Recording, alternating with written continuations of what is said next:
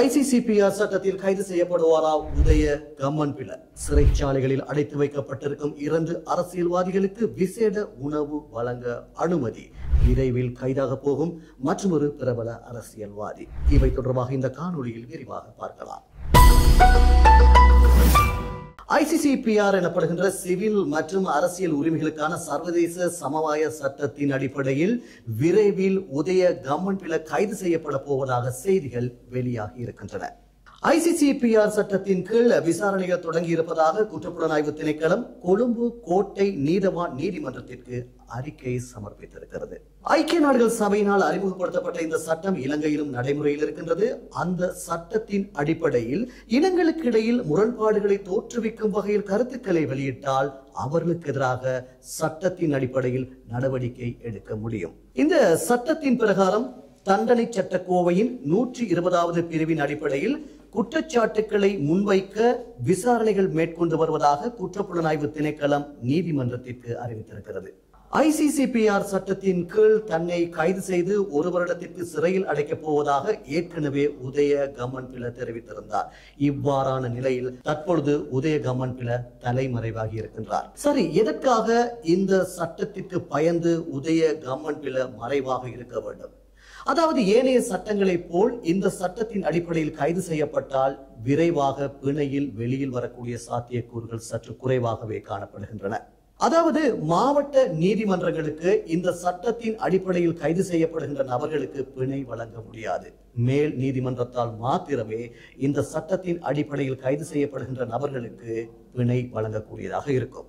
அதுவும் பிணைக்கான சரியான காரணம் கூறி அந்த காரணம் நீதிமன்றத்தால் ஏற்றுக்கொள்ளப்பட்டால் மாத்திரமே பிணை வழங்க முடியும். அதன் காரணமாகவே தற்பொழுது உதய கம்மன்பில தலைமறைவாக இருக்கின்றார். எனவே உதய கம்மன்பில இந்த சட்டத்தின் அடிப்படையில் கைது செய்யப்படுவாரா அல்லது வேறு பல குற்றச்சாட்டுகளின் அடிப்படையில் கைது செய்யப்படுவாரா என்பதை பொறுத்திருந்து பார்ப்போம்.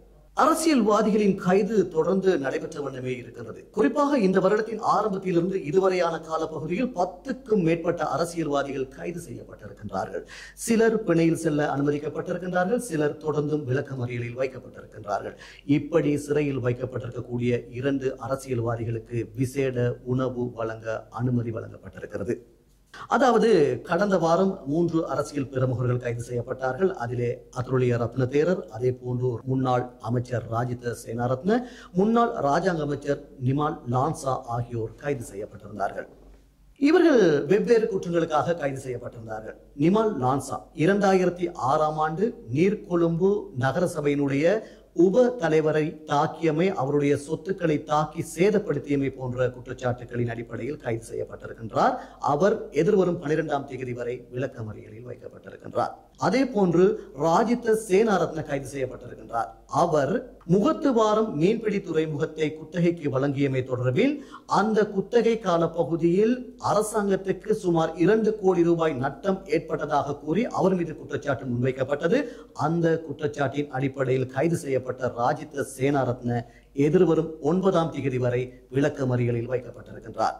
இவ்வாறு விளக்கமறியலில் வைக்கப்பட்டுள்ள ராஜித சேனாரத்ன மற்றும் நிமால் லான்சா ஆகிய இருவரும் தமக்கு வீட்டிலிருந்து சமைத்த உணவை உண்ணுவதற்கு அனுமதி வழங்க வேண்டும் என சிறைச்சாலை அதிகாரிகளிடம் கோரிக்கை விடுத்தனர். அந்த கோரிக்கையின் அடிப்படையில் தற்போது வீட்டிலிருந்து சமைத்த விசேட உணவை வழங்குவதற்கான அனுமதி சிறைச்சாலை அதிகாரிகளால் வழங்கப்பட்டிருக்கிறது. எனவே அவர்கள் தற்போது வீட்டிலிருந்து உண்வதை போல் சிறைச்சாலையிலிருந்து உண்ணக்கூடிய வாய்ப்பு அவர்களுக்கு ஏற்பட்டிருக்கிறது.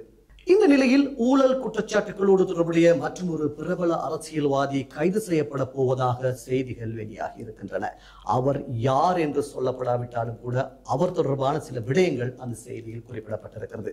அதாவது இதற்கு முன்னர் அமைச்சு பதவி வகித்த அவர், அவருடைய அமைச்சினூடாக செலவழித்த நிதி தொடர்பாகவும், அதே போன்று அவர் அமைச்சராக இருந்த காலப்பகுதியில் அமைச்சின் ஊழியர்களை தனது சொந்த நடவடிக்கைகளுக்காக பயன்படுத்தினார் என்ற குற்றச்சாட்டின் அடிப்படையிலுமே அவர் கைது செய்யப்பட போவதாக தகவல்கள் வெளியாகி இருக்கின்றன.